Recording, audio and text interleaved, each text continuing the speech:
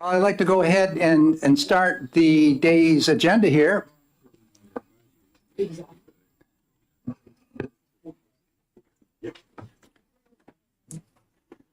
Okay, we have three bills we have yet to look at, 491, 531, and 513. And today we have two hearings for one for 491 and one for 531. They will be non-germane hearings. The amendments that are being proposed are not related to the title of the bill. So with that, and I am the prime sponsor of both of those non-germane amendments, so I'm going to have to leave this position right here and bring the amendments forward in the hearing process. And I'm going to ask that Representative McGuire take over in my stead. Today, we're going to have several people that are going to be absent. Representative Spilsbury is not here today, nor is Representative Erf. And we have a hole with, of course, Representative Cofalt was never replaced on the committee.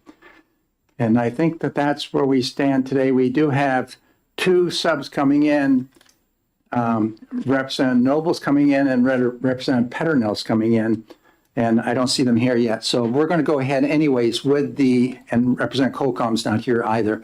We're going to go ahead with the hearings because we do have them scheduled for specific times of 10 and 10:30. So Representative McGuire, I'm going to leave it to you. Thank you, Mr. Chairman. So let's open the public hearing on Senate Bill 491, non-germane amendment number 1441H. Is that correct? Yep. Okay. And I'll recognize the sponsor, Representative Ladd.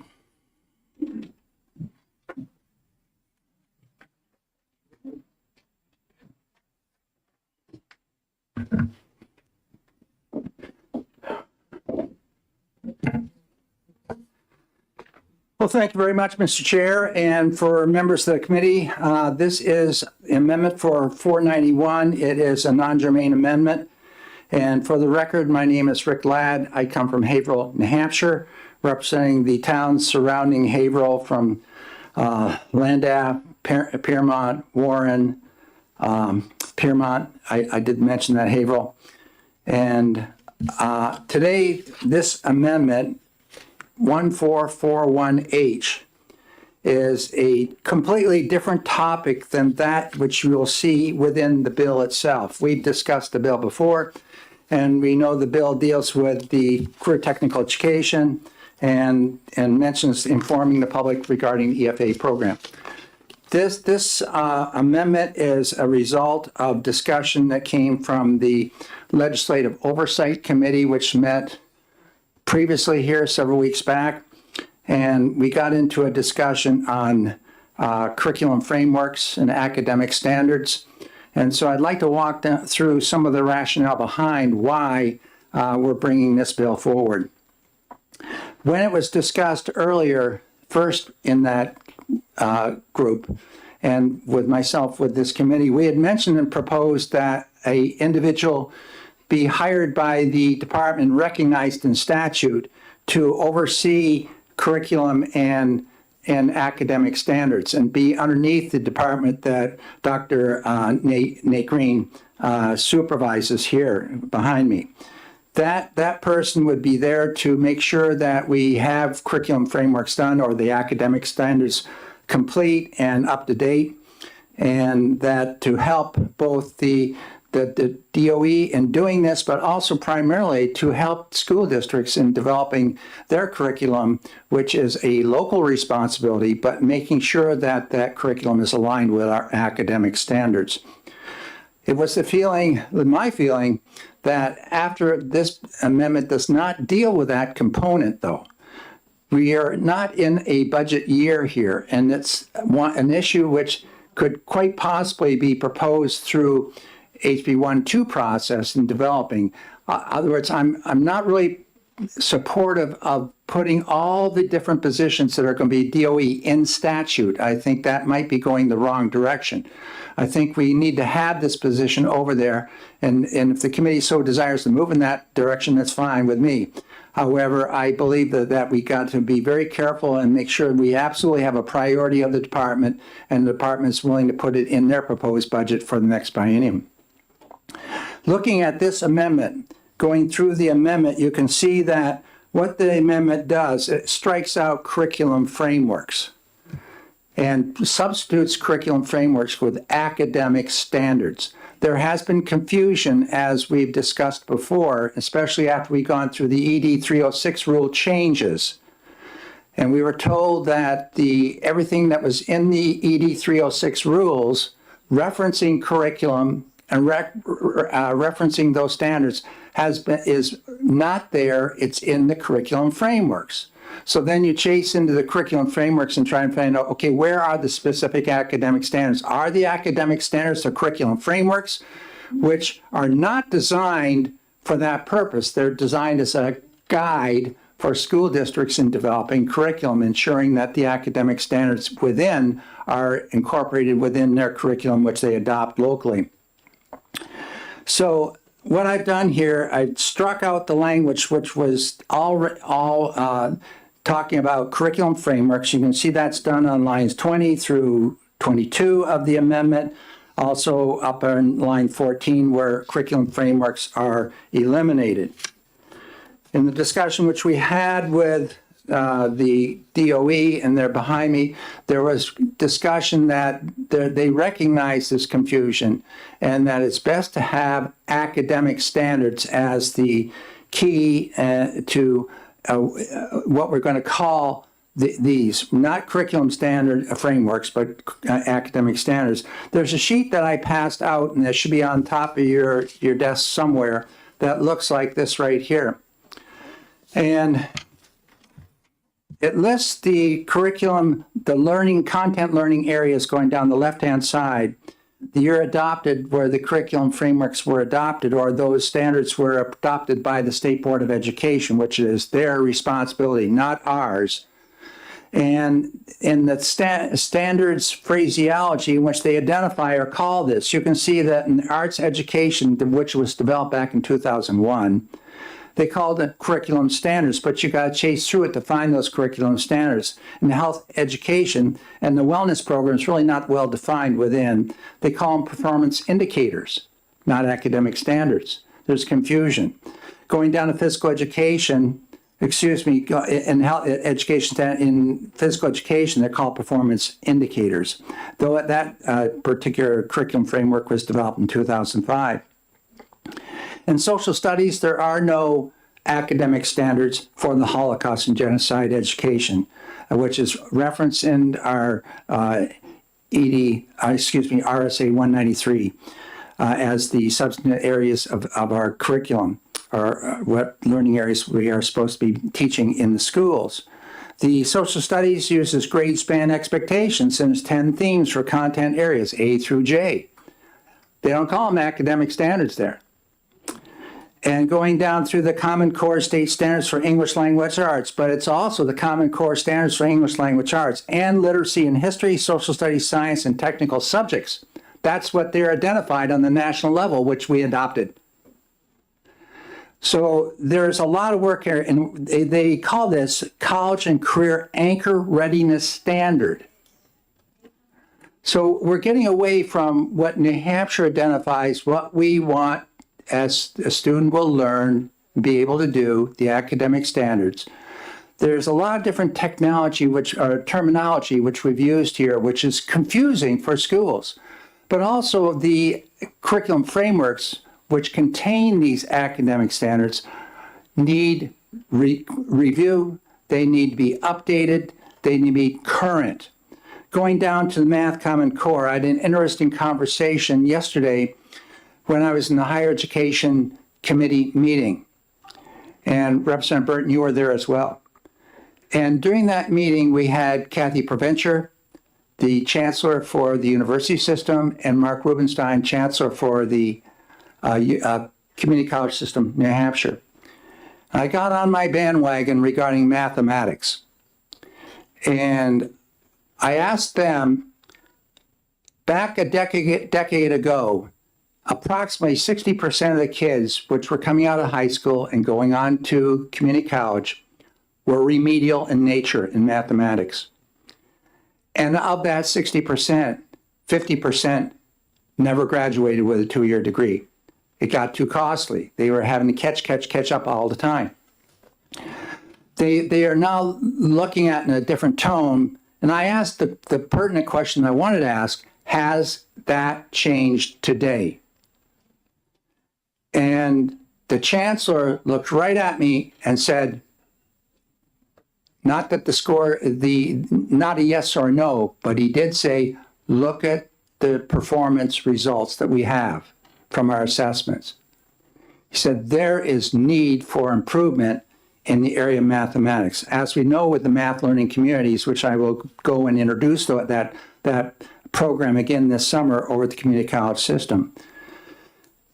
When the chancellor responded like that, then I asked, well, is the problem that we are missing it at the high school or the middle school? He said, you're missing it right down in preschool. You're missing it right down in grades 1, 2, 3, K1, 2, 3. You're missing it in the elementary school. And that means that to me, it's time we look at mathematics and give it an overhaul in this state. There's a lot more to curriculum than just writing something down on paper saying, here's our academic standard. Every time I, as a school principal, and that was my favorite area to work in, curriculum. And I wrote the program for social studies, which I told you before has been since bought out by Down East Magazine and used throughout the state of Maine. But in terms of mathematics, we have to make sure it goes beyond curriculum, it goes into instruction as well. And it goes into the assessment process. All three of those components have to be aligned. In other words, your test has to be aligned with your academic standards. Your instruction has to be aligned with your curriculum, which contain your academic standards. As a school principal, I was able to take the schools I had in the state of Alaska, which is a small state in terms of population, but it's a very diverse state in terms of population. And we were able to turn the scores around in that K through 8 facility for all the years I was there after the first several years as the highest achieving score in the state of Alaska. And well, how did we achieve that? We achieved it by making sure that the curriculum was being taught the way we wanted it taught. And I recognized we did not have enough math teachers. But we had a number of people on the staff that had training while they're in college, and they were all college graduates, and they had the ability to teach math. So we got into professional development, yes, but then we also said, I structured and organized the program differently. All math was taught at the same time within the state and within that school. Everything, just like we oftentimes do with reading in the morning. Reading's always been taught in the morning, supposedly.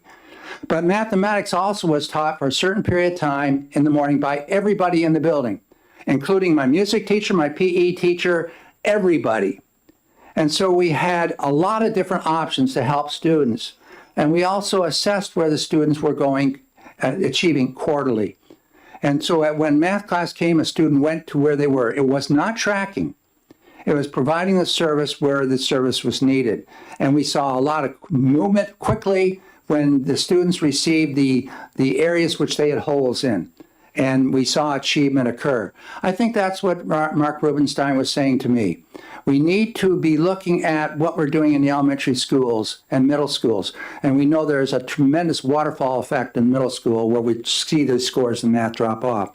Going down to science, we have the next generation standards, and they're written for middle, elementary, middle, and high school. Computer science, it says standards/objectives. Well, yes, for years, many of us had objectives and goals in schools. And what we did is just erase that and call them our standards. Engineering and technology, some with computer science parts.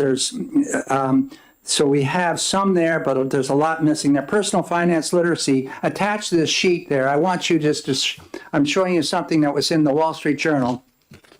I know you probably get tired of me speaking about the Wall Street Journal so often, but this article right here came from a coach who took the UCLA girls to the national championship this year. And she was a close friend of Coach Wooden, and who is just in the Hall of Fame as far as coaches in this country are concerned. I'd like you to look at the last page where Coach said to her, Coach Close is her name, C-L-O-S-E. And so early in her UCLA tenure, Close wrote to 6 men's and 6 women's basketball alumni and asked, what do you wish UCLA had done for you that it didn't, what it didn't do? Their answers: instruction in financial literacy, more resources for mental health, and better access to UCLA's alumni network. We have standards. We have one area that's identified as a substantive area, and that's personal finance literacy. We have no academic standards for it. None. It hasn't occurred. That needs to happen. And so we are looking at academic standards that we supposedly have in the state in these curriculum frameworks, but you've got to dig around and find them. And are they apropos? Are they pertinent? Are they meeting today's needs? I question that. And so I've also said it's also very difficult for districts to really sort all this out. That's why this amendment's coming forward to eliminate the curriculum frameworks and put down academic standards. And then the next step would be to have leadership from our department in wading through all these areas right here and getting on top of it. And not just looking at what we write down as a curriculum, but how we teach it and how we assess it. So with that, I will not speak any longer, and I'll be glad to take any questions that you may have. Any questions from the committee? Representative Fellows. Thank you. Do you think that there are in some cases, there are existing standards that we could just adopt from from some other source, another, There's a lot of best practices throughout this country, and there are best practices occurring within the state. I'm not painting a broad stroke of the brush saying we're not doing a job that we should be doing in all our schools. Some schools may be doing that. But the assessment scores which we have, our performance achievement, doesn't reflect that in the majority of our schools. When you compare where that bar is set, what is satisfactory with that bar? Is it so low you can walk over it, or we have a bar like this? Do we expect all the kids to come out of 4th grade knowing their multiplication facts? Do we? Or we wrote down 5th grade several years back? Most good schools will say you're going to be introduced to those concepts and know how to do it quickly at a younger age. We can have high expectations. I think students come to school with the ability of wanting to learn and wanting to be challenged, but when we oftentimes take from kindergarten through 3rd grade to teach them multiplication and subtraction facts, and then we get into multiplication and addition facts, and then we get into the multiplication later on, where the kids say, well, I had 4 years to learn how to add and subtract. I'm going to take another 4 years to do my multiplication. That's not the way it works in our society. And we have people that are out there in industry right now, and I have them up in Haverhill at New England Wire, which is an international corporation in Bath, Lisbon, and with the programs right there in Upper Valley Press, right in Haverhill, where they're having a hard time finding people that have adequate levels of understanding in mathematics. So there's a lot we can do. There are a lot of good programs, to get back to Representative Fellows, throughout this country we could look at. But we have to figure out what we want in this state and how we're going to do that.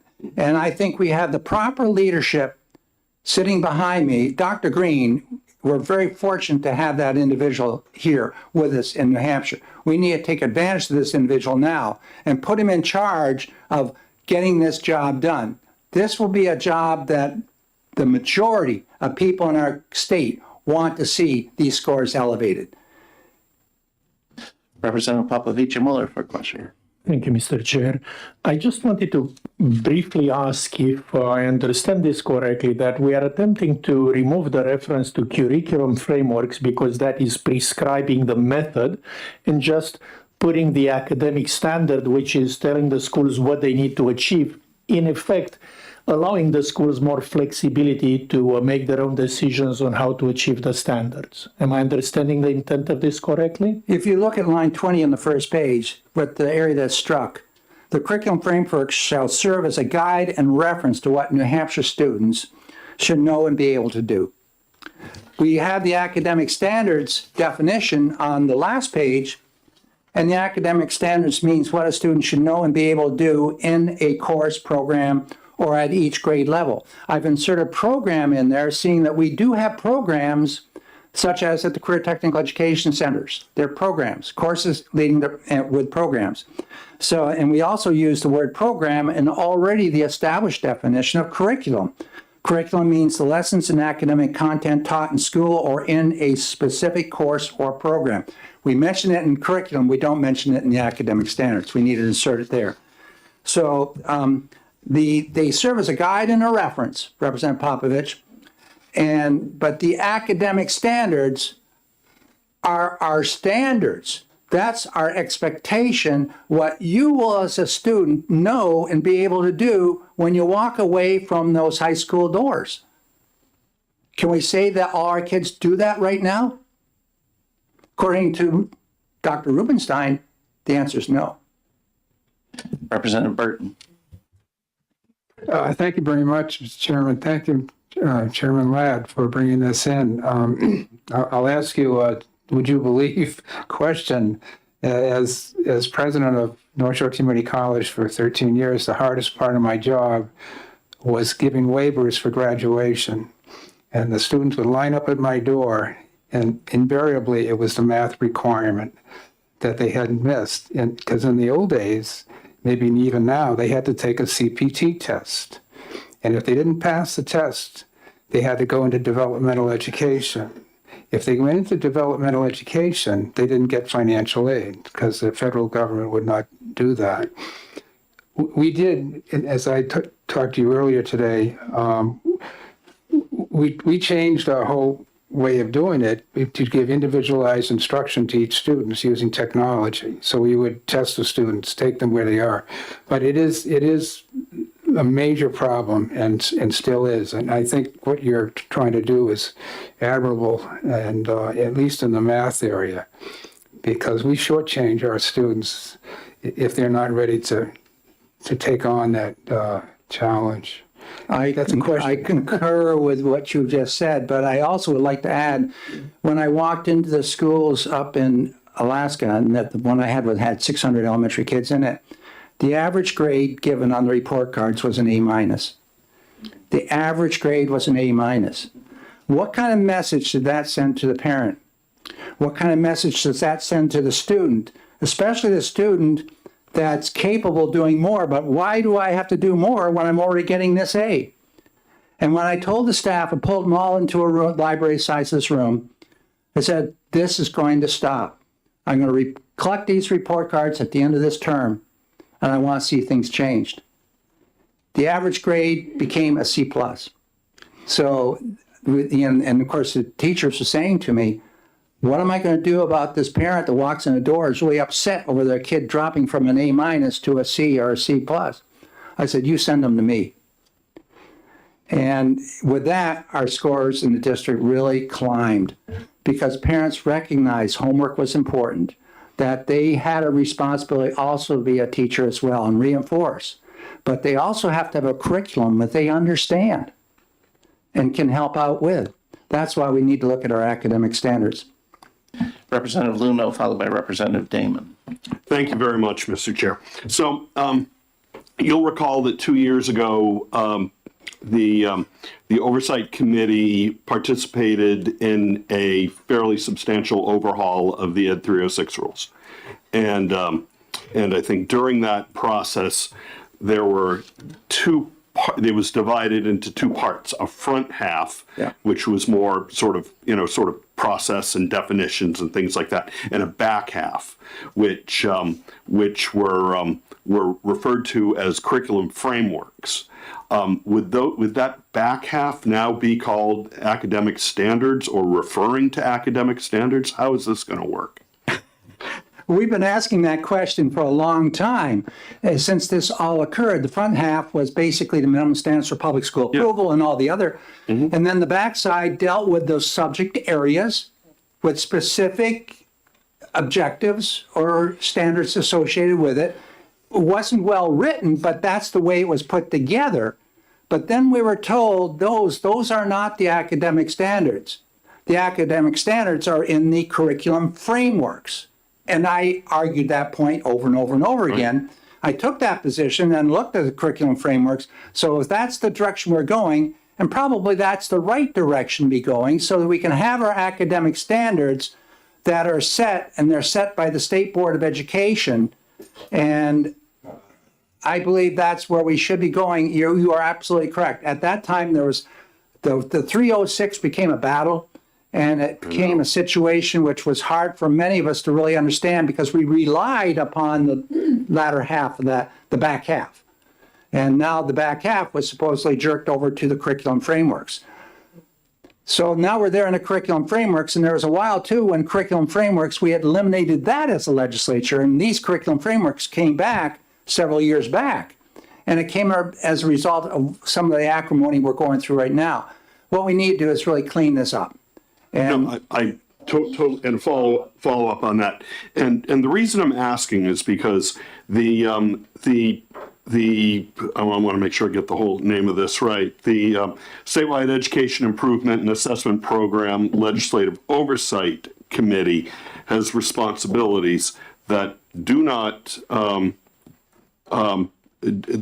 cover curriculum frameworks, but do cover academic standards. That's correct. So it's very important, I think, that the definition here be applied in a way where that oversight committee does have authority and continues to have authority, where it was questionable whether or not it had authority 2 years ago when overhauling the 306 rules. And this was you and I had many discussions on that. So I would want to make sure that that whatever we do in terms of the definition clearly relates back to the substantive content areas and also forward to the responsibilities of the oversight committee. that's correct. And the Oversight Committee looks at the minimum public school standards and the academic standards.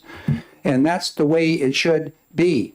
I can remember when I first got on board on this committee or the committees, we had a lot of different things called standards. There's huge confusion.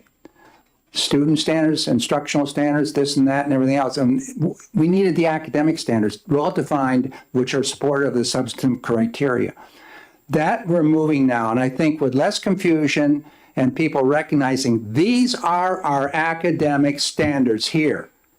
This is what you have to apply as a local district in developing your local curriculum. You don't have to necessarily teach U.S. history all in the same year, but you have a responsibility as a district of teaching U.S. history somewhere along the way. Now, we also, this last year, we had a commission that looked at the subject of civics education. And there again, too, if you look at civics education, the topics are broken down grade level by grade level lessons. It doesn't say anything about standards. And Discovery Education is a very reputable type organization that deals with curriculum as well. Those are the type of people we need to work with, but they get their guidance from us, from our department. Representative Damon. Thank you, Mr. Chair. Thank you for taking my question. I'm going to confess to being somewhat puzzled or confused. So in the lines 20 through 22, where it's crossed off, it's not clear to me why, with the intent that you've explained, we wouldn't just leave that statement but change the words curriculum frameworks to academic standards. I'm concerned about leaving out the phrase on line 21 in each area of education identified in paragraph 1. And I'm wondering, so I guess this is where it becomes a question, is this decreasing state oversight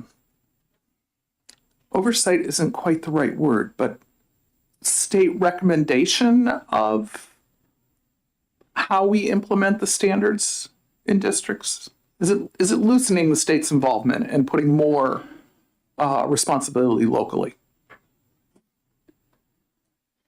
The curriculum frameworks shall serve as a guide and reference to what students know. Those are the academic standards. Right. And that's what is stated within the definition of academic standards in the back page, what a student should be able to do. Now, for the state to go any further than that, the State Board of Education identifies these academic standards. So I think the rest of it becomes local, and it's responsibility and use. Also, on the materials I gave you, there was some thought given earlier about the curriculum and academic standards coordinator. This is a position which I thought was necessary, but I don't think our finance people right now are going to look too kindly on that right now, because you're talking about more money. But it's absolutely a position that is needed. Now, I would be supportive of ramming this through right now and make it effective the next biennium, so the money is appropriate for this individual. We cannot get this job done if we're not going to support the department and with the staff they need to do it. And that's a real serious concern. If we believe our achievement scores are low, we can do everything else in the world, but we need to have better direction coming from the department with the development of our academic standards. Can I have a follow-up? Yes, go ahead. Thank you. So, first of all, I agree that we need adequate staffing at DOE to accomplish many of the things we're asking of them. My follow-up question would be, in the definition on page 2 of the amendment of academic standards, referencing what a student should know and be able to do in a course, program, or at each grade level, 3 considerations. But it does not specify that phrase I called out in line 21 on page 1, in each area of education identified in paragraph 1. And I think that's an important consideration. I think that in terms of curriculum and frameworks and this, we got to stay away from this idea of a statewide curriculum. That's the second sentence there that's crossed out. That should not be. Curriculum and instruction is a local responsibility, and I believe that 100%. If you want to have a classroom or school with no walls, you can do that. If you want to have walls, you can do that too. But you're responsible for many things, but the primary thing, you're responsible for making sure within that school, the academic standards are taught, are addressed. And you address them through your curriculum that you design, not the state. And when we call curriculum frameworks, there's a lot of confusion that we had buried the academic standards within these guidelines, and you had to go searching for them. I'd like to leave the rest of that conversation for Dr. Green.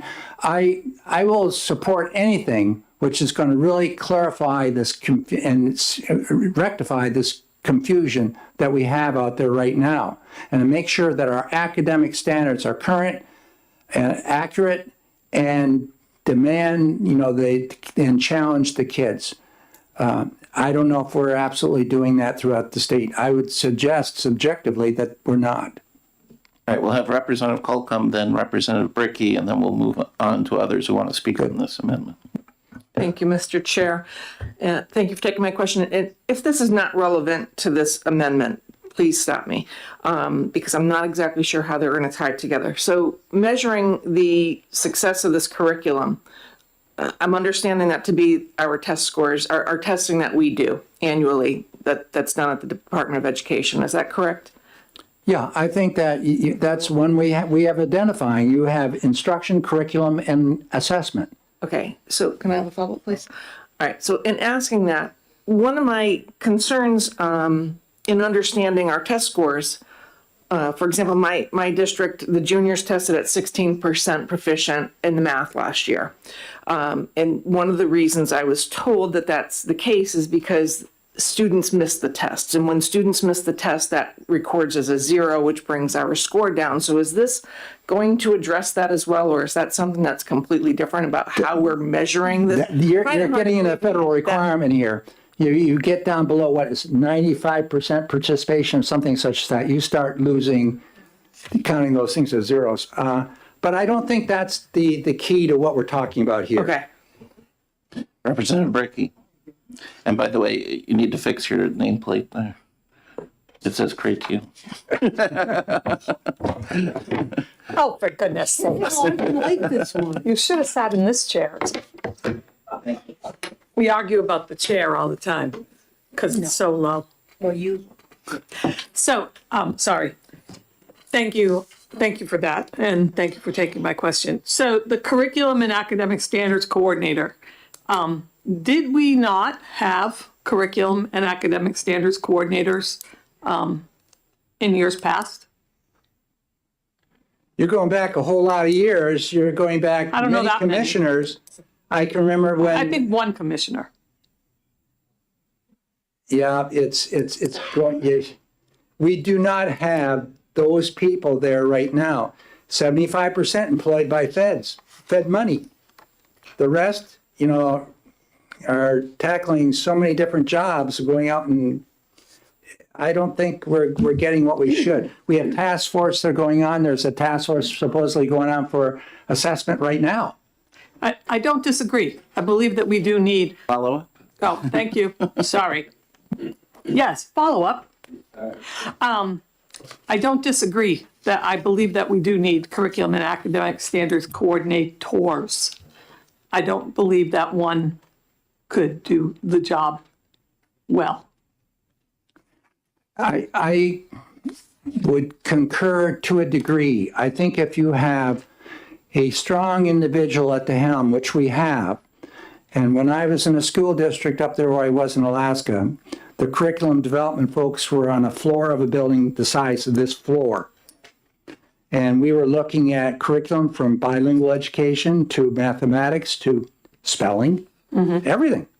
And we had folks that were out working in the buildings, and part of your job is, as providing support, you want to get out and work in the districts and help those people that are looking for that professional development and looking for that support.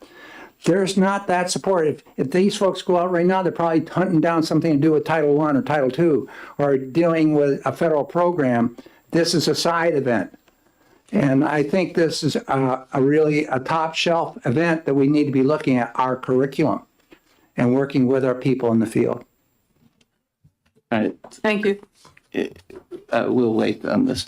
Thank you, Representative Ladd. You're welcome. I only have one pink card from Nate Green. Anyone else want to testify? No? Would our substitutes like to join us at the table here?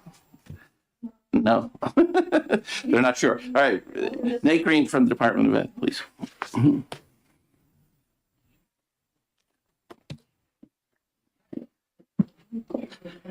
Good morning. Thank you. For the record, my name is Nate Green. I'm a division director with the New Hampshire Department of Education. The way that I read this bill and the work that we're doing, this is really more of a cleanup bill than any kind of policy change. Over the past 20 years or so, there are academic standards documents that have been referred to as curriculum frameworks, but in reality, they are academic standards. So this is a case where you have one thing, but depending on who's talking about it, it's being called by two different names, and this cleans up that confusion. So curriculum frameworks are academic standards, and in most cases, academic standards are curriculum frameworks. In either case, the academic standards themselves are adopted as regulations in the back half of the minimum standards. So the academic standards we're talking about here are already a component of the ED 306 minimum standards. So they are part and parcel of the same document, essentially. So I think to some of the concerns that Representative Luno raised relative to the Oversight Committee, these academic standards still fall squarely under the authority of that Oversight Committee within the 306 minimum standards. And I'm happy to take any questions that the committee has. Representative Burton. Thank you. Thank you for taking my question. I was going to ask the previous speaker the same thing. The original bill, Senate Bill 491, had a fiscal note. Is a fiscal note being developed for the amendment? Because it obviously has additional cost with it. Thank you for the question. So there's no fiscal note for this particular amendment. This is just cleaning up that language. The position that Representative Ladd had referred to, I believe, was introduced in another bill as a separate amendment that actually authorized a position in funding, but that's not a component of this particular amendment. So this language as written here would not necessarily on its own have a cost. The follow-up? There's a lot of needs in education that cost money right now. Is this your highest priority? We could. How long do you have? I have a large list. Yeah. I think that this is really low hanging fruit. This helps to clear up some confusion. This does not represent a policy shift. It cleans up language so that when we say academic standard, we're all on the same page as to what academic standards we're referring to. Representative Bricky. Thank you. Thank you for taking my question. So I want to refer to Representative Damon's question, where she's questioned in line 21 of the amendment, where it said, where it's crossed out in each area of education identified in paragraph 1. And certainly academic standards talk about what a student should know and be able to do. Is it going to be a problem that in each area of education identified in paragraph 1, is that going to be a problem that is gone?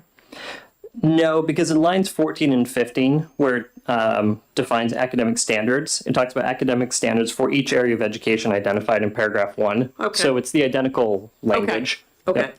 perfect. Thank you. Did I say a question? Yes, Representative Luno.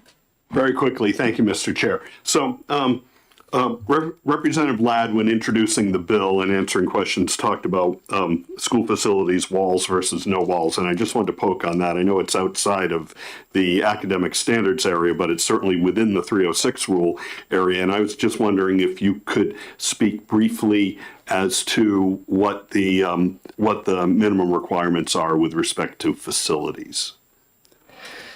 So in terms of facilities, we tend to rely very much on local enforcement. So schools obviously are required to have facilities. Our statutes and regulations generally require those facilities to be safe and to be healthy places in which students can learn the material that's been identified in adequate education. And then much of that falls on to state fire marshal, health code inspectors to determine are these facilities, are these buildings appropriate spaces for students to be learning in. Thank you very much. Thank you. Representative Fellows. Thank you. What is your vision for how to implement this in terms of we're going to need to update all of these academic standards? And I think we've heard from at least quite a few people that they don't like the idea of one coordinator.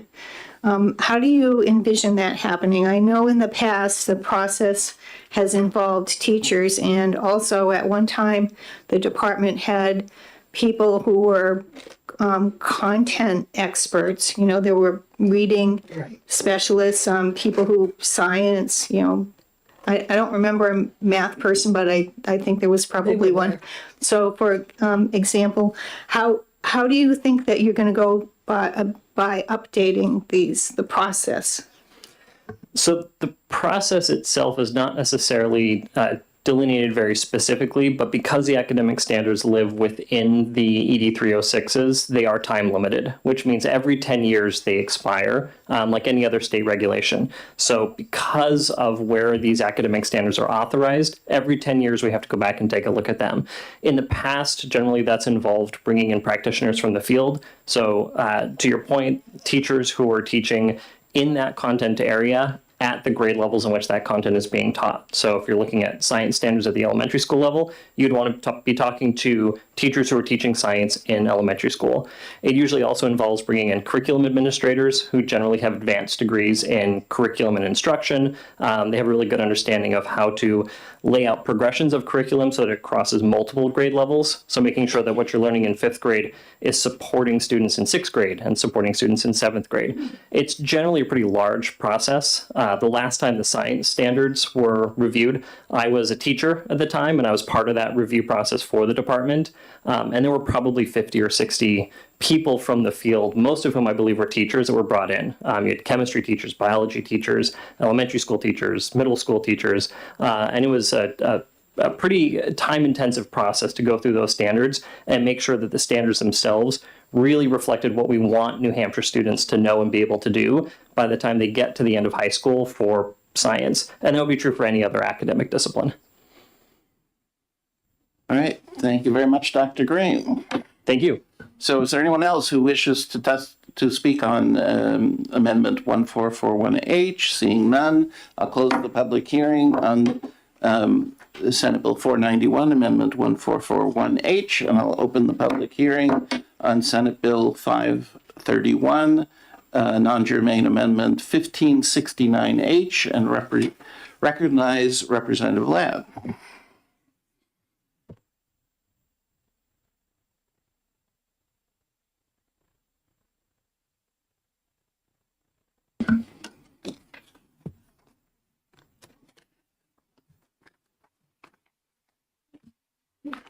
Well, thank you very much again, Mr. Chairman and members of the Education Funding Committee. For the record, my name is Rick Ladd. I come from Haverhill, and I'm here today to introduce the non-germane amendment 1569H to SB 531. And you all should have a copy of this amendment before you. The language for this amendment, I was walking out of the state capitol building not more than about a week ago, and I was met by the Commissioner of Education on our way upstairs to meet with the President of the Senate. And I wasn't really informed of what the reasoning was and what the purpose was, but I found out shortly thereafter, on Thursday, April the 9th, I had a communication from Kelly Rambo, who is also at the Department of Education, saying we need some more information here on our F&R for our free and reduced meal program and the debt that the school districts are incurring. And it's not just one district. And I've talked to Representative Peoples here, and he says his district alone is carrying a debt or writing off a debt over $100,000. So you chase the money, but you are having a difficult time. So how do you plan for this? So what this bill does, it's important to look at line 19. Each school district and charter public schools shall maintain accurate annual records of all student meal debt accrued within the district or charter public school, and shall submit such records to the Department of Education in the manner and form prescribed by the department. The purposes of this subparagraph, for purposes, now there's a definition now of what we're talking about. Student meal debt means debt arising solely from meals provided to students through the United States Department of Agricultural, Food, and Nutrition Services, our meal program, served pursuant to this section. And student meal debt shall not include debt resulting from a la carte purchases, snacks, beverages, or other non-meal items. So what the department's trying to do is get a handle on what school districts are incurring as debt and have that recorded to them so they can figure the path that they need to take in helping out or assisting in where we're going with it. We're talking about huge debt that's not paid off. Many districts are spending a lot of money chasing it down, some involving even attorneys, and it's costly. And it's one area of education that we really need to get some resolution on. And I know there are a lot of different ways of going that way. We could have free meals for everybody, and we know how that's occurred here in the House before. But we need to know what we're talking about, and this is what this bill is all about. So with that, and it adds on to the current bill, which we have on the cosmetology program, and some issues there. So it is non-germane to that initial bill. Thank you. Thank you, Representative Damon, followed by Representative Luno and Representative Popovici-Muller. Thank you, Mr. Chair, and thank you for taking my question.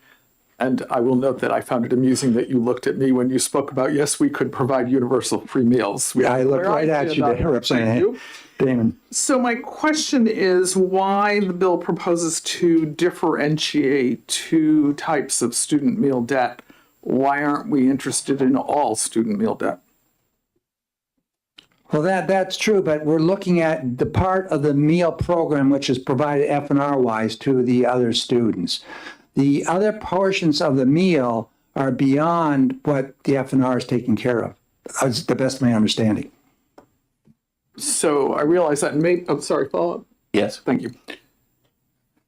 This may be a question more for Ms. Rombo from the department, but it's my experience, especially on the high school level, that there are quite a few students who create an a la carte meal rather than having a free and reduced price meal because they just want to eat differently or for whatever personal reasons. But I think that debt still matters. It's still part of how students are or are not being fed. Well, there are some things which are part of the F&R program, like milk. So some other beverages that the student, well, I'd rather have this, I don't want any milk. Well, that's not part of the lunch program. That's beyond. But I'll let you talk to the department about your question because I'm way out of my wheelhouse.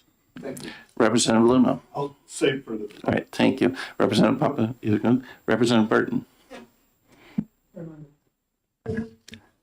My concern, thank you for taking my question, is the rest of the bill. We had quite a discussion yesterday at the Public Higher Education Study Committee about who should be Representative deciding. Burton, should we maybe save that for our exec session? Pardon me? This is just about This is a public hearing on this amendment.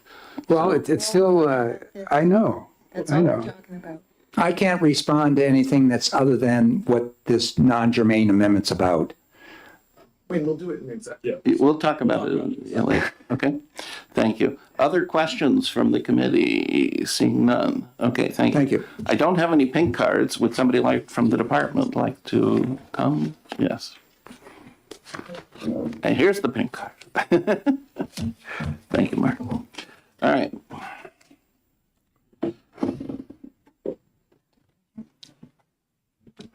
So we have Mr. Manganiello and, I will fill out my own pink card. okay. I'm Kelly Rambo, the Bureau Administrator for Wellness and Nutrition from the Department of Education.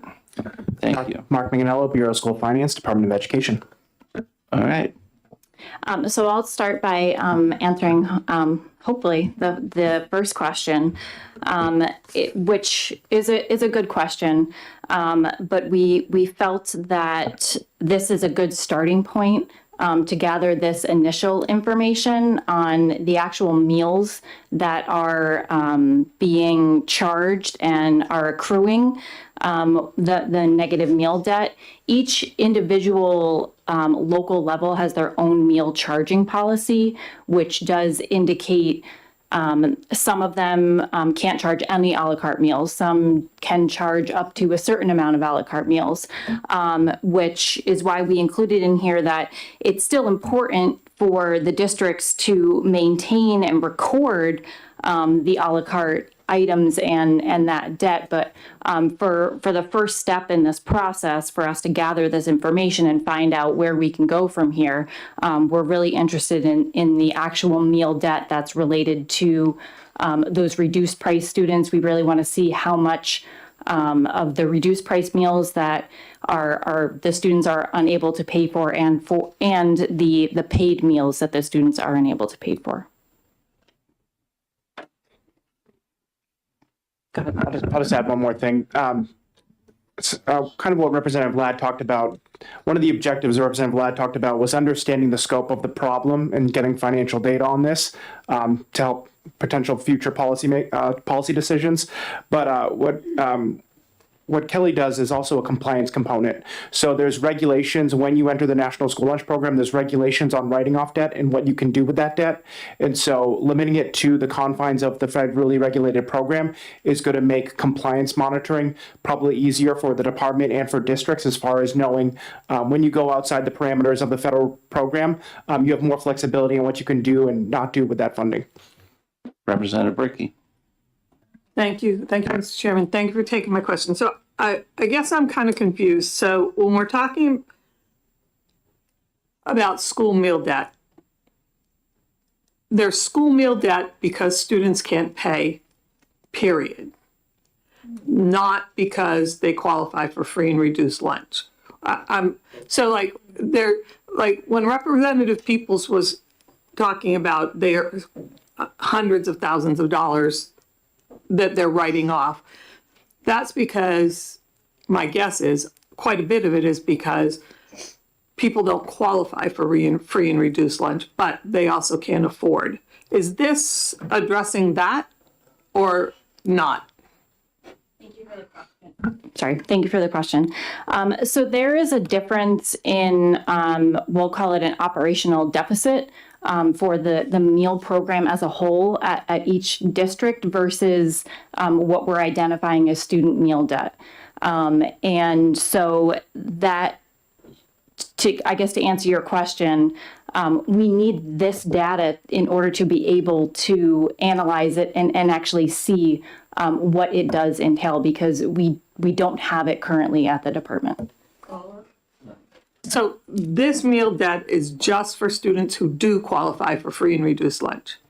The answer to that is no. It is. Okay. It is all meal debt. So it could be, if you think about it, that a student who does qualify for free meals, they wouldn't have any meal debt associated with the meals that were served to them. They could accrue a la carte meal debt, which is something that is different. So what we're really interested in is to see the actual meals that are being served, and that would include anybody who is qualified for a reduced price meal, which is the 40 cents, which they could possibly not be able to pay that, but also then students who are charged for paid meals, that would be included in the meal debt. Okay. Another thing that happens is a student might start the year not filling out the FNR form or not being certified in any way, and they would rack up a lot of debt. And then they would enter the program, and moving forward, they would have their meals paid for, but they're still holding on to the debt. And school districts typically school districts may set policies to wipe away that debt, but that would be a way for a student eligible to rack up debt under existing program. Okay, Representative Weinstein. Thank you. Thanks for taking my question.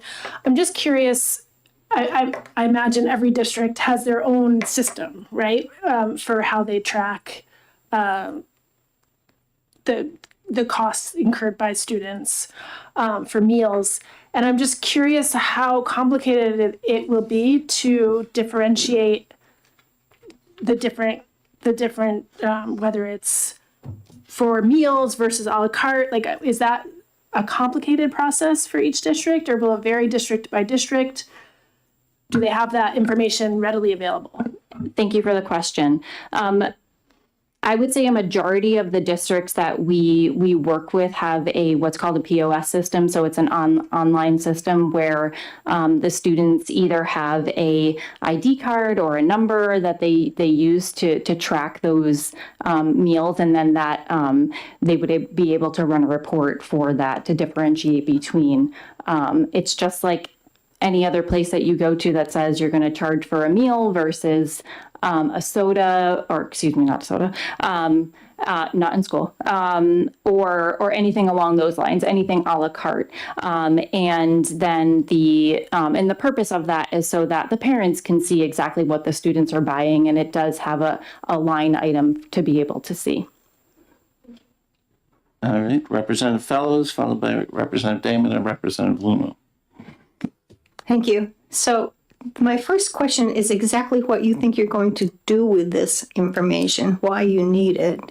And also, why don't you just ask the why don't you just ask the school districts to give you what they have about that, because they know that. They keep that information.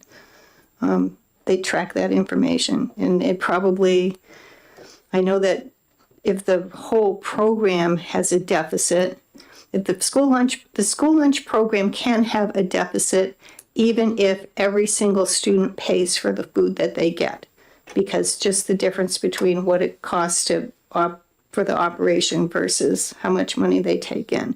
So there are many different kinds of debts. I just am not clear as to what you're going to do. Are you going to propose that the state make up the difference? Are you going to propose?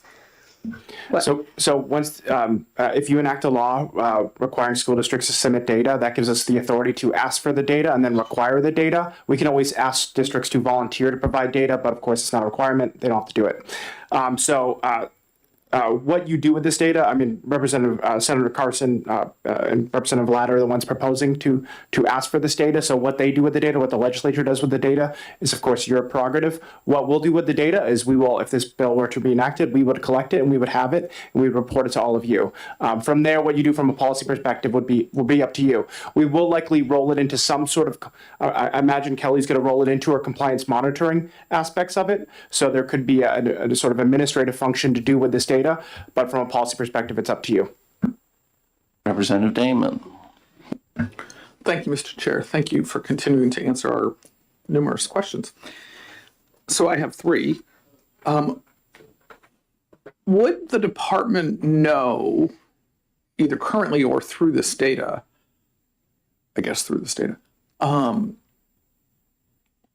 what the cost incurred is for students who would qualify for free or reduced lunch but are not enrolled?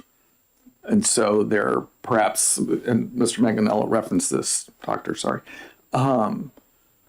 they're accruing debt because they can't afford the meals, but they're not necessarily enrolled in FNR. Would there be any distinguishing of that?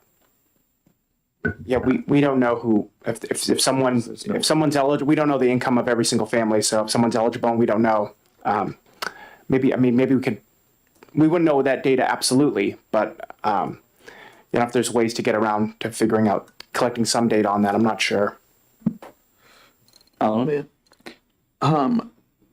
So also, one of you remarked about individual districts each having their own meal charging policies and, quite a bit of variance in that. Does the department have any document of how many districts, say, don't allow charging for a la carte or whatever the, variables are? Do we have any tracking of those policies? Thank you for the question. We currently do not keep that data. It is something that we, from a federal standpoint, go out and look at for compliance on if the policy is there, but we do not currently track the individual local level and the contents of the policies. Last one. Yeah. So the department is just verifying that a policy exists in each district per the federal regulations. You're not looking at what the policy is. Is that the right understanding? That's correct. Thank you. Right, Representative Luno. Thank you very much, Mr. Chair.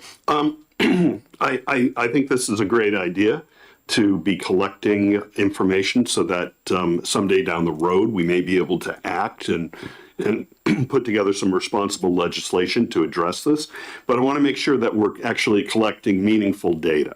And I'm not sure I'm getting that from the language that's here.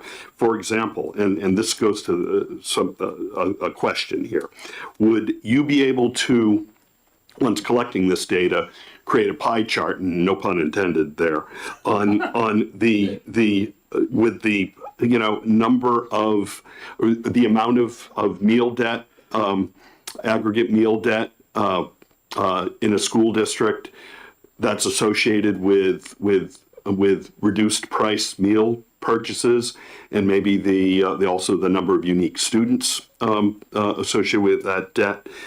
Same true for reduced meal qualified students who maybe applied late, like what Mark was talking about, because I think that's certainly a relevant thing with regards to, maybe we're not, do we need to make qualification to this more automatic or easier as opposed to accruing debt and then the student gets in late, and then also the amount of debt associated with full pay. Non-FRPL qualified students, and also the number of unique students there. And, that could indicate that maybe the threshold for free and reduced price lunch is too low, for students if we're seeing a lot of non-qualified lunch debt. And so really what I'm trying to get at here, guys, are these sort of incidental type situations, or do we have a systemic problem that could be addressed through future legislation? I don't know the answer to that, but I'm hoping that we're going to be getting the answer from this data. So the bill is written, or the amendment is written, would just be collecting just a number, just a debt number. So it wouldn't itemize beyond what is required here.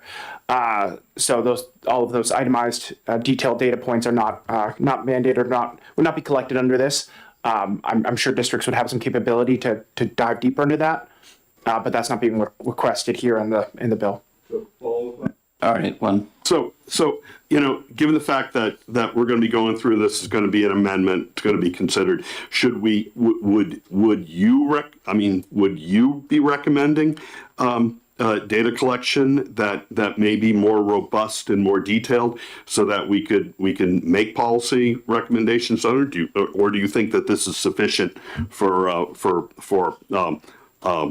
future policy development? So the only thing I'll chime in on is really interesting questions.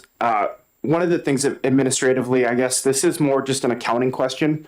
So it's probably me and Kelly who don't know who's going to be tagged it for collecting the data. Seems to be purely accounting, so probably likely I'll collect the data. What you're talking about is more programmatic data. So it's a little bit a different look at things. So and the only thing I'll chime in on is a bunch of districts will have no problem doing this, but when you have 179 districts, some of them will. 15 without schools don't have to bother because they're not feeding students. But some districts are going to probably struggle with this, and I don't know to what extent. A lot of districts. So if there was maybe if we're going to collect granular data, if you go that route, or collect more itemized data, I don't know if I'd want to roll it out statewide, because I think some districts are going to struggle to get that. So you might want to have a threshold of how many students or something, just administratively for the field and for us. Representative Popovici-Miller. Thank you, Mr. Chair, and thank you for being here and testifying. If you recall, a few years ago when I was on a joint Senate House committee, I asked for this exact data, and you guys told me we don't have it. You told me that, we're going to ask people to supply it voluntarily, and as you testified now and in the past, voluntary compliance only goes so far because plenty of people don't do stuff.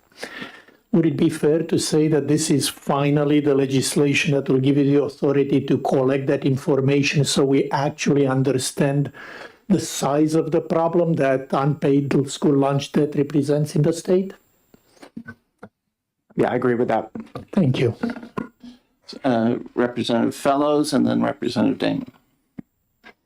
Thank you. So when it comes to just the free and reduced part, I know that the percentage that is reduced is low of that entire population. Maybe like 20% of them are reduced and 80% of them are free. So that makes me think that if you're looking for that piece of information, you're only talking about the kids that are on reduced, because the free ones are just getting it for free. And I think that this is so complex. Well, actually, I'm asking you if maybe, do you think this, if you're going to do it, you need to do it right. And I think that there are a lot of other pieces to this puzzle. One of them being, as you just mentioned, that there are schools that don't provide any free and reduced lunch. And I would certainly want to have that as part of the report. If there's a report on the web that tells me who those districts are in the charter schools that are doing that, I would appreciate knowing where that is, but I've not been able to find it. So if we're going to look at what's going on with the cost of lunch and all the different factors that go into that, I think, would you agree that this maybe needs some more work to cover everything at once? Certainly, there's the problem is more complex, or I mean, this, I know you've been studying these issues relative to how to feed students and how to pay for it, and or how to make sure students are fed for a long time. So yeah, the policy problem is certainly complex. Representative Damon. Thank you, Mr. Chair. So the last lines of the amendment 29 and 30, in the paragraph about a la carte debt, or debt for a la carte purchases, specifies such debt shall still be recorded and maintained by each school district and chartered public school. Are districts currently tracking that debt separately? It sounded like you said that previously, I believe. Thank you for the question. It is unknown to us right now if they're collecting it separate or not, which would be the intent of, if this bill were to pass, to know that information. They certainly track it as a whole, and we know that. We can we can see that there is debt that's accrued, but we don't know that at this moment. So as the amendment is drafted, we would be requiring the districts to break out two kinds of debt, which they may not currently be doing. They might currently only be knowing what their overall student debt is. Is that correct? That's correct. If we do not know that information at this moment in time right now. One more? All right. Thank you kindly.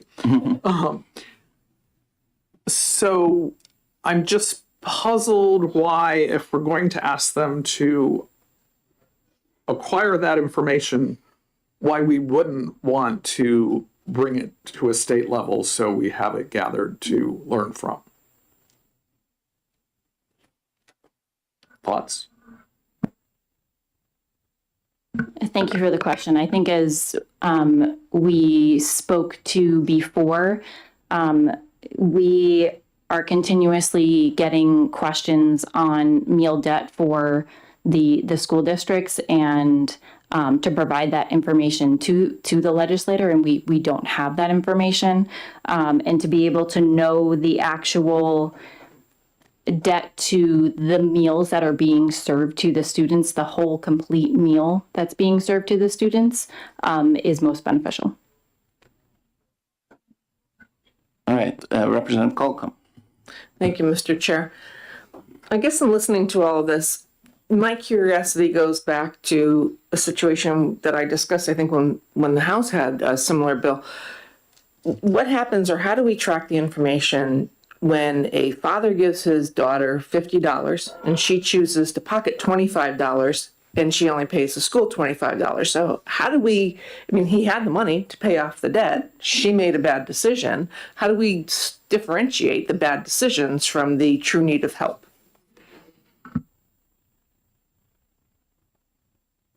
Yeah, those are policy decisions that local school districts make about writing off bad debt, about who is entitled to having bad debt written off, who goes to collections or not. But that's those are policy questions. Follow up. So did I understand earlier correctly that you believe that the schools are already tracking the debts by student and that the parents are able to see that debt? And if so, are they able to see that for all the students up through high school or only up to a certain age? Thank you for the question. If the school has a mechanism to collect that, it should be for all students that are enrolled in the district. I can't specifically speak to every individual local level, but it should be for all students that are enrolled in the district. Representative Fellows, then Representative Luma. So as this discussion continues, it seems to me that we've identified another piece of data that you need to put in. That would be the kids when there was a debt, but they actually had a policy that recovered some of that debt. And then the other example, I'm wondering if you can answer what you think they do with this. The kid is a reduced price kid who doesn't have his 45 cents. So they give him a sandwich and some milk, which cost, I don't know, $2.50. So are they supposed to report that as partly the lunch program debt and the other part is a la carte debt? Or, what do you think they do with that? You're going to tell them what to do with that situation. Thank you for the question. The bill as it's written is collecting the debt that is accrued by the student. So that would be the 40 cents if the student was not able to pay for that. That would be the 40 cents that's accrued by the student. And as stated previously, each local level has their own meal charging policy. So I can't speak to what a school district would do in that particular situation. That's correct. Representative Luma. Thank you very much, Mr. Chair. And I just want to be honest. I don't think my parents ever sent me to school with $50 in my pocket. So, school, but Dad told me. so no, I'm sure it's happened. So This is 2026. yeah, no, it's true. It's been a long time. Yeah, but also in that span of time, and I think Ms. Rambo referenced this. Most districts are using point of sale terminals too. So I know at least in the district where I was on the school board, we were basically a cashless type situation. So is it? I mean, I guess, is that true in most districts? So is it really up to the student to make good or bad decisions with the $50 that the dad gives them as they're heading out the door to school, or is it $50 that the parents have deposited into the point of sale system, or the $0 that parents have deposited into the point of sale system, and you've got a student, whether they're on free and reduced price lunch or not, that just wants to get something to eat middle of the day?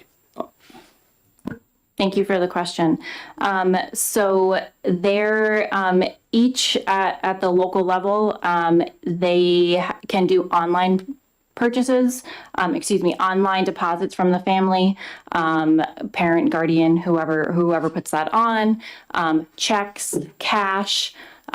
So it cannot just be online purchases. It does need to be, they have to have the capability to be able to take a check from a family, parent, guardian, also cash from whether it's a parent or guardian, whether it's a high school student that wants to, pay for their extras or pay for their meal or so on and so forth. No, that. I have a question. So schools presumably have very detailed records that say student Jane Jones owes $13 and it consists of a piece of pizza on such and such a date and a sandwich on such and such a date and so on. Are you going to be asking for that level of detail? Are you going to get personally identifiable information? The intent is to collect aggregate data. Okay, so perhaps adding the word aggregate in somewhere in this legislation would make sense? Thank you. Yes, okay. My second question is this the kind of data in aggregate that can be made public and maybe would be useful to constituents, voters, parents, et cetera, in a local area? Once we collect the data, it would be public and we could publish it. So perhaps something requiring you to put it on a website similar to SB 586, that might make sense? Yep, you could do that. Thank you very much. Other questions, Representative Creighton?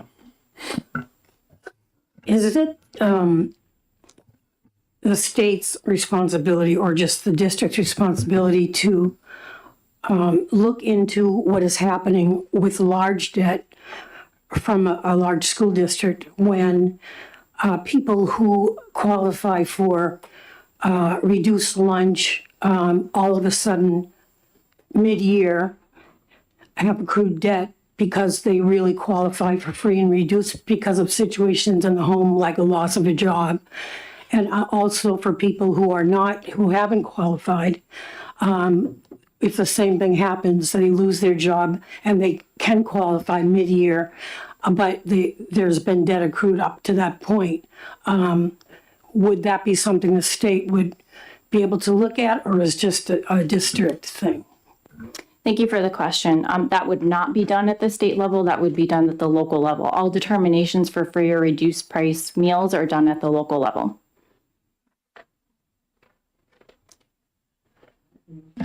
Other questions? No, I don't see any. Is there anyone else in the audience who would like to speak on Amendment 1441? Sorry, 1569H. The sign never got changed. No, seeing none. Okay, I'm going to close the public hearing on this amendment. So, Mr. Chair, what are we scheduled for now?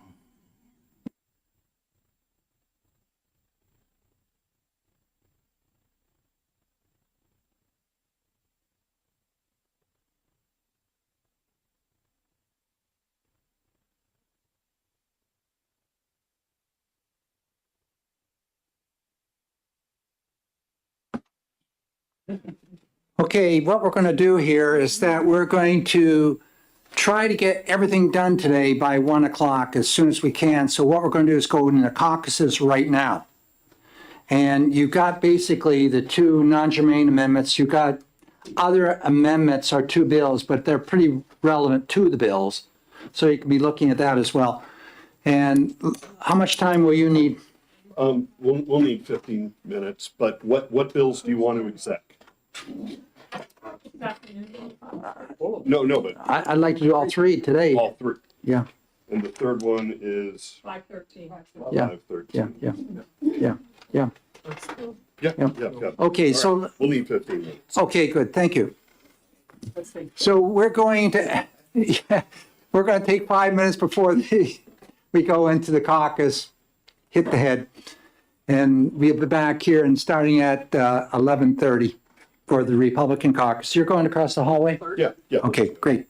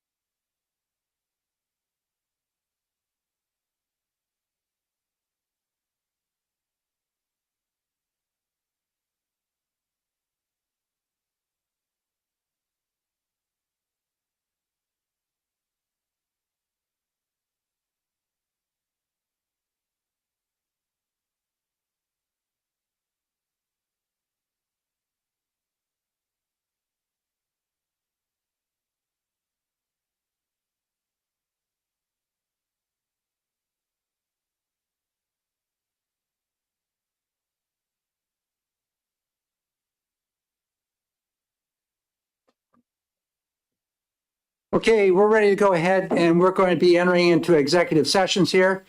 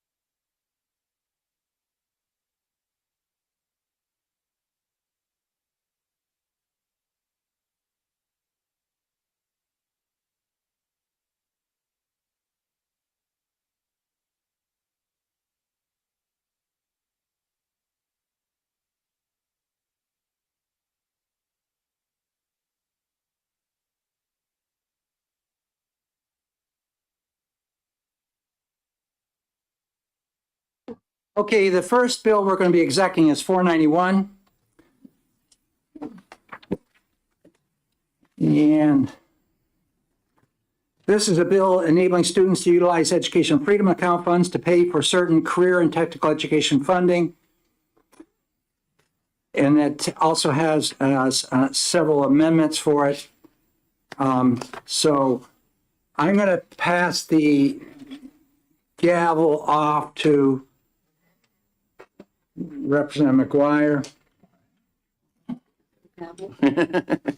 Great. All right. So I'll open the executive session on Senate Bill 491 and recognize Representative Ladd for a motion. Yes, on 491, I'd like to make the motion of OTP. All right. Second. All right. We have a motion of OTP and seconded by Representative Popovici-Muller. Representative Ladd, would you like to make an amendment, maybe? Yes, I would like to make an amendment. I'd like to amend 491 with Amendment 1441H. Okay. Second. All right. Speak to your amendment, please. I think we had a pretty good discussion on this earlier today when we talked about this is the academic standards. It was a non-germane amendment, which we had a hearing on. It's eliminating the curriculum frameworks, and now they will be called academic standards. And the academic standards are those standards which we use for the substance learning areas that we have, those 13 areas, the critical areas for instruction that are identified in paragraph 1. It also changes the definition of academic standard to read means what a student should know and be able to do in a course program or at each grade level.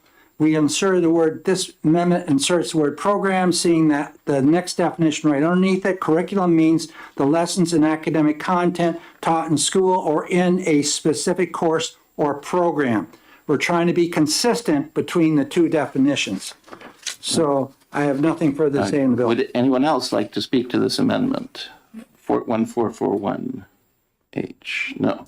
Yes, Representative Phelps. Yes, I would just like to say I think it's a good amendment. I think it not using two different terms for essentially the same thing is a good idea. And it also will get us moving in the right direction to do updates to those standards, which for many of those areas has not been done in quite a few years.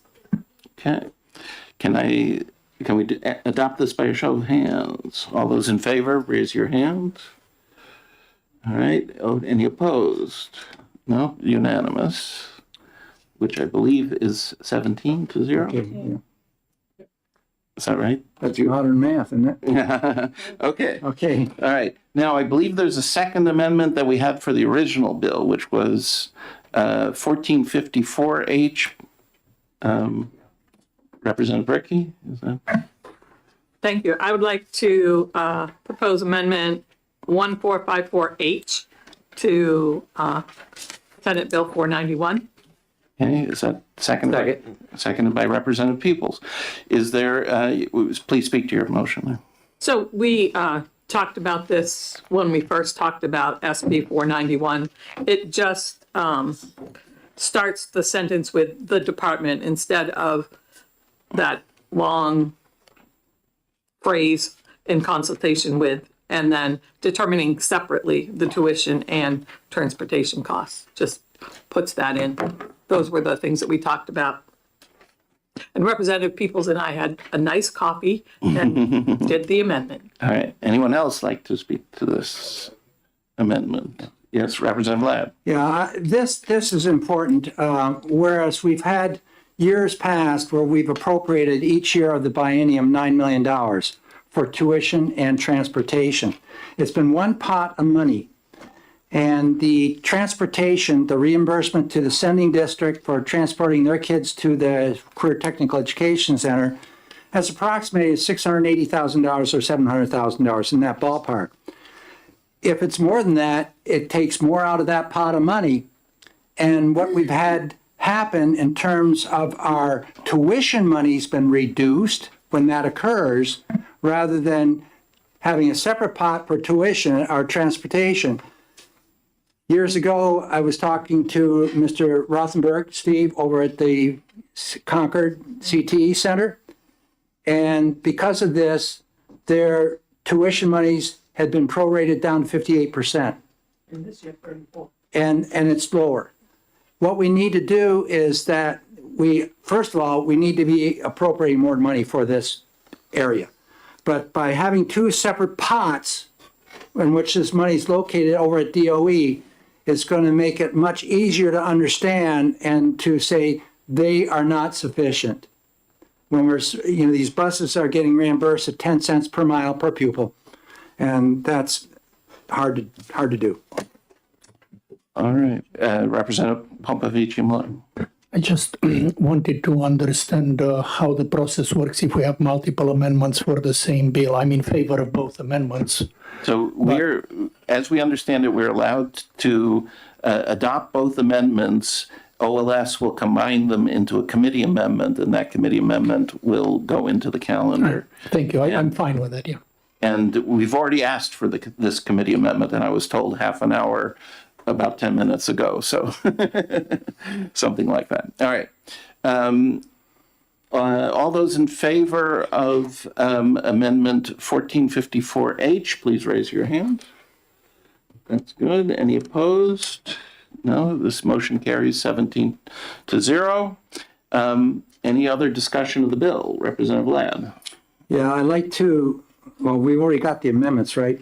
Yes. So we're set, so we don't need a motion, just be the final motion. Yes, right. So I'd like to make that final motion, OTPA, with amendments, the two amendments which we've done, 1454, and the other one is 1441. okay. All right. Any discussion on the bill itself with the amendments? I don't see any. The clerk can call the roll when she's ready.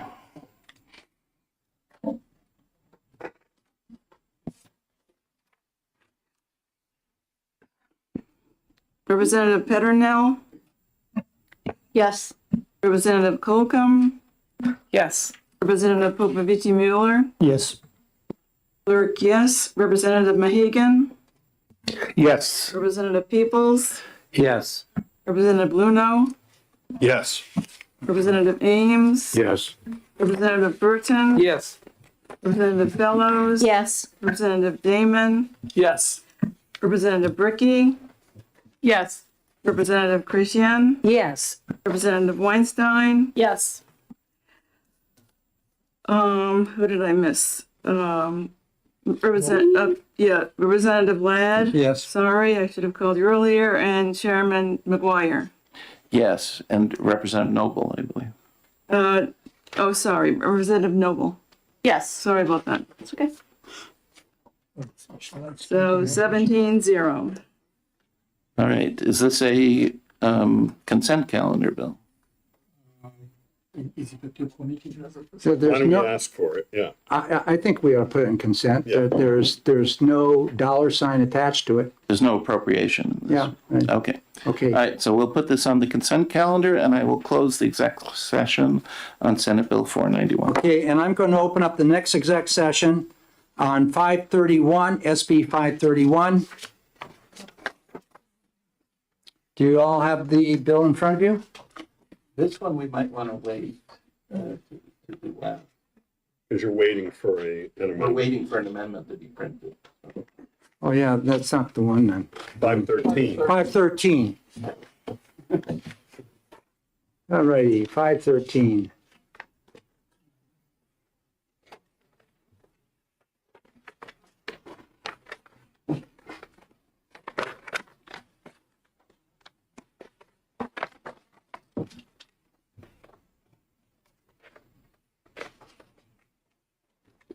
I'm looking for that amendment.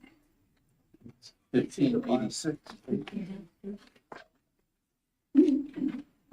Yeah, yeah, yeah. 1586. No, this is the one dealing with the owner's project manager. There you go. Okay, okay, okay. Yeah, we're opening up the session now on SB 513. This is relative to hiring of an owner's project manager, OPM, for construction or renovation projects which utilize school building aid. Now, we have an amendment here. Does somebody, do you want me to make that amendment? If so, I'm going to hand the gavel off. I'll hand the gavel off again to Representative McGuire. Okay, and I'll recognize Representative Ladd for a motion. Yes, I'd like to make the motion of OTP on SB 513. Second.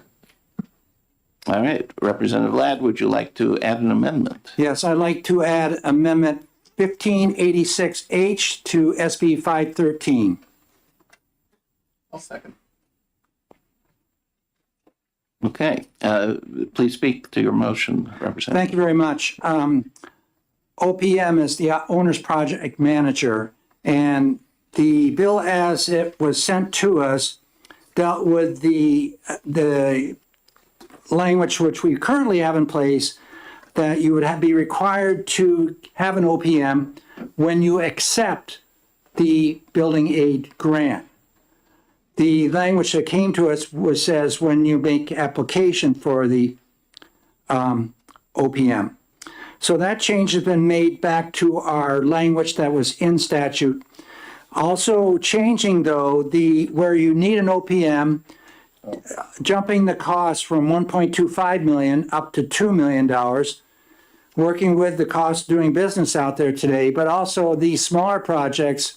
We have projects that are going to come at us that are going to be upwards towards $60, $70 million for these high schools. And I was going to go much larger than that. And so when you have a smaller project like this, where you're going to have in your site design, you're going to have an architect, you're going to have an engineer, and an owner's project manager. You may not need all the owner's project manager on a small project. So we upped that ante to $2 million, where then you would be going forward with the owner's project manager. The rest of the language in this bill, starting line 13 through 17 or 18, an OPM may be hired before entering into a contract for design services in order to represent the best interests of the school throughout the design process, including assisting the superintendent, etc. That language is already in administrative rule. So we're just inserting it into statute where you may, because there may be situations where a group wants to do this. That's a local decision. It's an optional thing. So we're saying right here, may be hired, may be hired. Also, a very important statement is on line 17 and 18. The OPM shall have no contractual ties to the architect, design team, or general contractor to avoid conflicts of interest. You go on to national websites, you'll find that that is absolutely a no-no. That the owner's project manager represents the district, not the contractor, not the architect, not the engineer, nobody else. I saw that happen in a district I was in, and we had all these change orders coming in which were approved by the subcontractor's guy. And we ended up paying the tab until we caught on to that one, and we put an immediate halt to it. But we want to make sure that this person is totally apart from, and that's what this bill does. So it basically, I think, strengthens the bill, the language, by inserting some rules we have, and also that latter point is mentioned. All right, very good. Any other comments on the amendment? No? All right. Yes, Representative Luno. A little bit of a tag team, and Representative Ladd, I appreciate you enumerating all the things that you need going into a project like that, but you were missing one very important thing. And I hand it off to, I yield my time to Representative Bricky. All right, Representative Bricky. So I just want to reiterate what I said before when we first started talking, actually about the House bill that had to do with construction aid, is we're talking about construction aid and we're not funding construction aid. So the fact that there's no money for construction aid and we're talking about raising it to $2 million, okay, what's the point? I mean, do I disagree with the amendment? No, not as amended, but do I disagree with the whole thing that we're doing and talking about what you have to do in order to qualify for school building aid that you're never going to get? It just doesn't make sense to me. Yeah. Thank you. Okay. Other comments? No. All right, so we'll have a show of hands on adopting Amendment 1586H. All those in favor? Okay, any opposed? No, 17-0. All right. So now, any other comments on the bill itself, Representative Ladd? I have no comments on the bill other than each year we're paying, we do appropriate dollars for a building aid. It's paying our debt. I know. And the debt is whittling down. By 2040, we're going to have no debt. So, But all the school districts are. but we're going to have a number of projects coming to us.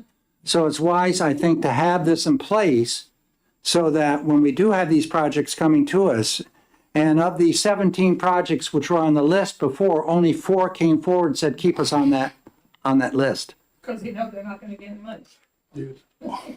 So be it. So at any rate, but in looking forward, that this whole issue of school building aid is probably going to be in future years looked at seriously.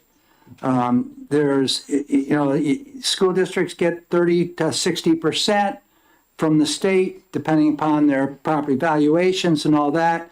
There's a lot of issues associated with how building aid is allocated out, and there have been a number of proposals put forward on that, and I think you're going to see some more coming forward next year. So, at any rate.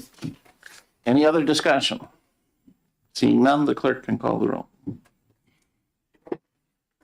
That's on the OTP with Yep, and the motion ought to pass with Amendment 1586H on Senate Bill 513.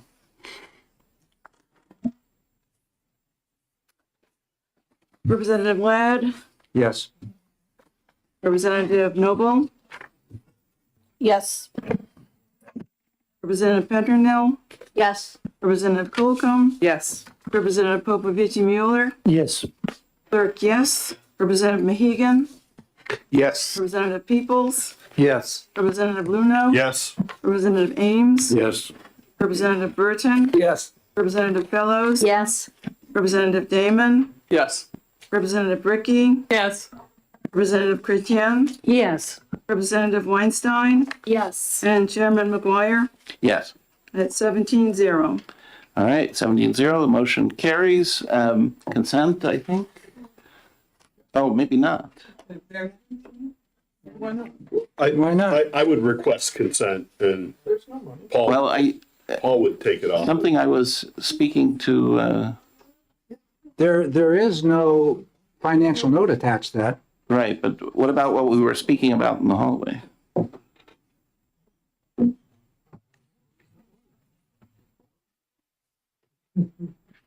I don't know. Okay, you happy? I'm happy. Okay, we'll put it on consent, and I will close the exec session on Senate Bill 513.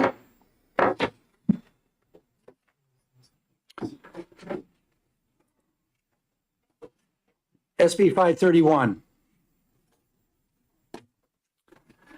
Establishing a task force to study the feasibility of a creation of a cosmetology-related programming in Coos County. This has stirred some discussion amongst groups when we heard the bill and subsequently. I want to have a little bit of discussion first before we get into the acting on this thing. Is there any discussion regarding Section 1 on this bill? Section 1 deals with the cosmetology program task force. Representative Luno. Thanks very much. So, I seem to recall as the bill was introduced with this, that there was support from the community college system with respect to that policy. But I think in subsequent conversations I've had with the community college system, I shared with them concerns that I have about the legislature telling the community colleges what to teach and where to teach it. I think that's essentially what the community colleges should be doing on their own. The presidents of the community colleges, every community college has an advisory board. Those boards, working with the president, should identify what the needs of their communities that they serve are and what the interests of their students are, and how best and where to, what best to teach and where to teach it. I think when the legislature gets involved in that, I think it takes the burden away from the community college leadership and the advisory boards to do their jobs. And they just need to sit back and wait for the legislature to act. Tell us what to teach, tell us where to teach it. And while I don't have a problem at all with the basic idea that Senator Waters puts forward in 531, that there's a demand for cosmetology classes, that the community colleges can be providing those a course that could lead to licensure in New Hampshire in a more cost-effective way than maybe the privates are doing. I don't have a problem with any of that, but I think it's just it sets a bad precedent to for that to have to come from the legislature. And I guess, serving on an advisory board here in Concord, I would just sort of encourage the parties involved in this to put it in place themselves. And with many thanks to Senator Waters for identifying it and bringing it forward, but I don't think we need legislation. And this is specific to the Section 1 that the chair was in reference to. Thanks. Further discussion on that? Yes. I'd like to echo Representative Luno's thoughts. It took New Hampshire 20 years to get their own community college system, 20 years after the rest of the country had already done it. As a former in this industry, I know that it's absolutely essential that a separate board makes the operating decisions and the placement of programs. I would also say that cosmetology is a great program. at the college level, for example, they can get federal Pell Grants.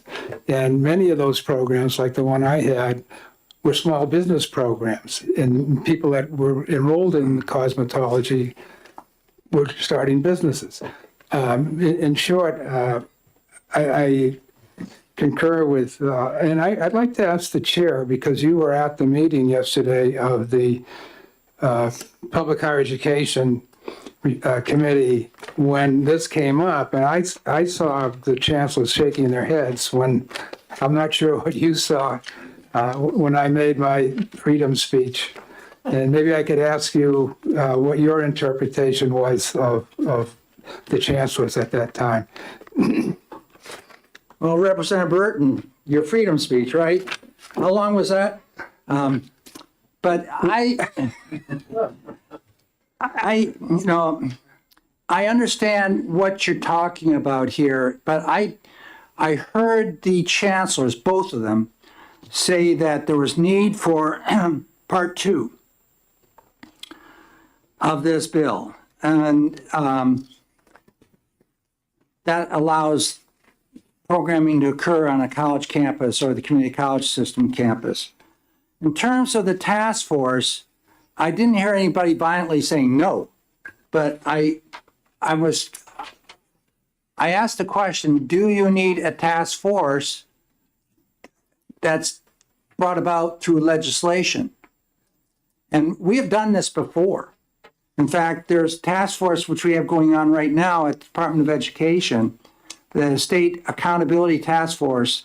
It's convened, and there's no legislators on it at all, and it was a result of SB 378 by 2 senators. And this bill creates a task force to develop and review the performance-based accountability system. And so that's the PBAS program, and review whether schools are providing the opportunity for an adequate education. So that task force is going on right now, but there's no representatives on it. In fact, I'm going to be asking the task force to report to the Legislative Oversight Committee here next time we meet and find out where they are, because they've had over half a year on this. But in terms of this particular bill, I can see what you're saying, that a community college, if they want to put a program in place down along the seacoast, do they come forth with legislation for that, or they just do it? In the past, people just done this. And I don't think this is really a bipartisan either issue. It's an issue of, control. But I don't see any harm in this. But so that's basically my 2 cents on that right now. Senator Waters was pretty adamant that we need that. And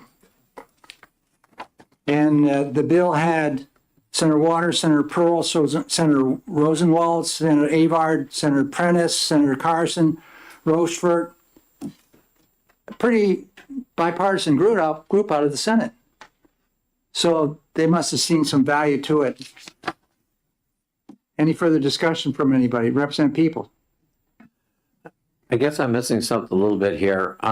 I see this more as a bridge between the CTE centers and the community colleges, so that you can have a CTE course at the community college, even though it's conducted under the CTE program. That's the second part, though. That's a different section of the bill. Okay. Yeah. The first part is the cosmetology part that's giving, I think, heartache. Representative Popovich. Very briefly, I don't think that this bill requires the college to do anything. It's a task force to study an issue and provide recommendations. They can provide them to the legislature, to the college. People may act or not act on them. I think that it is something that is clearly a need there that should be investigated. And the more people you put on a problem, the better the report you get. So I'm fine with passing it. Yes. Representative Burton.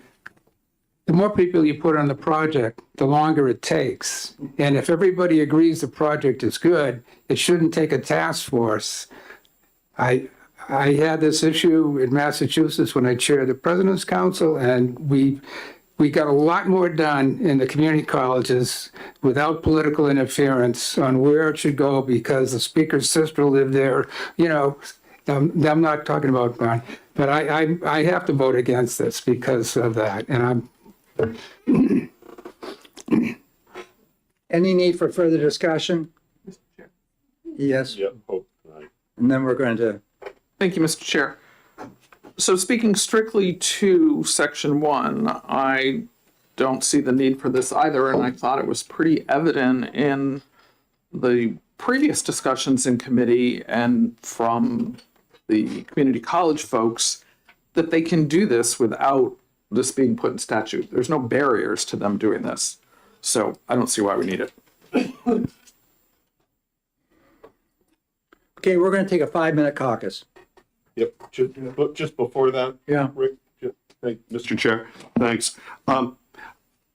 You know, we've talked about it as well, and I think you're talking about, I mean, I think generally we support section 2 in this, and if there were an amendment to eliminate section 1, keep section 2, keep the non-germane that you talked about, and then obviously you could eliminate the prospective repeal. If you eliminate section 1, you can eliminate section 3. You know, I think we could all get behind this in a bipartisan way. Okay, let's take a break here. All right, I appreciate it. Thank you.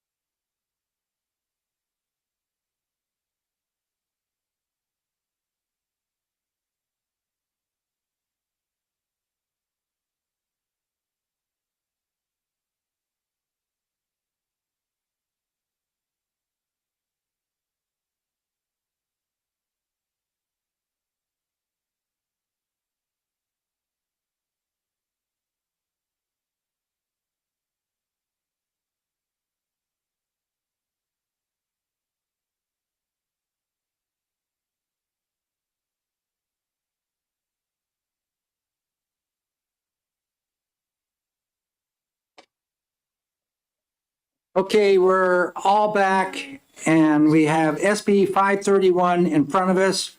And I'm going to look to Representative Popovich for a motion on 531. Thank you, Mr. Chair. I'd like to make an OTP motion on SB 531. Is there a second? Okay, Madam Clerk, we have a motion made by Representative Popovich, second by Representative McGuire. OTP is the motion.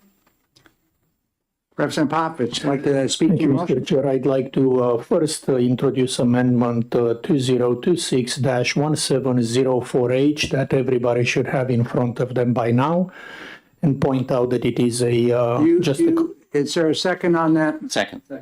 Okay, we have a second on introducing 17048 made by Representative Popovich and second by Representative McGuire. Representative Popovich. I will very briefly say that the amendment is nothing more than the combination of the two amendments we discussed earlier, one a non-germane and one a germane amendment. Nothing else was changed, so I would ask everybody to support it. We did, Mr. Chairman. Apologize, there is one word change. If you look on page 2, line 5, there was a concern about individual data being reported to the department in terms of privacy of students and whatnot. So the fifth word on line 5 on page 2 has been added. It is the word aggregate. That makes it clear that we're just looking for the aggregate data, not individual data. So I apologize. Thank you to my colleague for catching that. That was the only minor change which reflects the discussions we had during the hearing. Further discussion from the second? The word aggregate also appears on line 10. So that was already in the bill. Okay, the top part of the bill deals with the ability of the CTE centers to utilize campuses, not just CCSNH, but also USNH. That was the addition in that. Further discussion? Okay, we have a motion on the floor. The motion was made by Representative Popovich to add 17048 to SB 531. Madam Clerk, would you please call the roll? Oh, we can do hands. Okay, show of hands. Okay. Okay, now we got the main motion in front of us. Opposed? There may be an opposed. Was there one opposed? Okay, one opposed on that. We don't have anybody taking a record here either today. do. I am. Oh, you've been doing it. Great. Okay, so now we have the main primary motion in front of us for SB 531 to approve SB 531 as amended with 17048. We're ready when you're ready, Madam Clerk. Representative Noble, Yes. Representative McGuire, Yes. Representative Petronil, Yes. Representative Colcom, Yes. Representative Popovici, Yes. Clerk, yes. Representative Mahegan, Yes. Representative Peoples, Yes. Representative Luno, No. Representative Ames, No. Representative Burton, No. Representative Fellows, No. Representative Dayton, No. Representative Bricky, No. Representative Chrétien, No. Representative Weinstein, No. Chairman Ladd. Yes. So 9-8 passes if I've gotten everyone. All righty. Mr. Chair, Yes. I'll do the minority report, Okay. and it would be for an ought to pass as amended with a minority amendment, which we will deliver to the committee forthwith. It will look very much like Amendment 1704 as just introduced. However, it will delete sections 1 and 3 and then renumber sections appropriately. Okay. Thank you. All right. Anything else? Representative Popovich, you were mentioning that you weren't satisfied with one of our acts today. Yes, I would like to ask that Bill SB 513 not be placed on the consent calendar, but put on the regular calendar instead. Are you going to write anything? I do not plan to have a report on it. I just wanted to off the consent. Thank you. Any further, Representative Bricky? I just wanted to say you had talked about PBAS. Yeah. And they have had listening sessions for the new way that they want to move forward. And it was the one that I attended here in Concord was sparsely attended. I think there were 10 or 15 of us there. But it was informative. So they have a lot to report to you, I think. Just for everybody to know what the performance-based accountability system does, the task force is tasked with designing and recommending a new system of accountability for public education, designing and recommending flexibility or alternative methods of accountability for non-traditional schools, providing a final report to the legislature with the recommendations by June 30, 2026. We're rolling up on that date. So that's what that's all about. And recommending a new accountability system when we don't even know what our academic standards should be looking like. All right. Anything else good for the docket here? With that, we're adjourned. Thank you very much. We are done. Just say that this is one of the few meetings I've seen where all the hands went up a lot. Yeah. 3 or 4 of them. Thank you for noticing that. Yeah, it's good.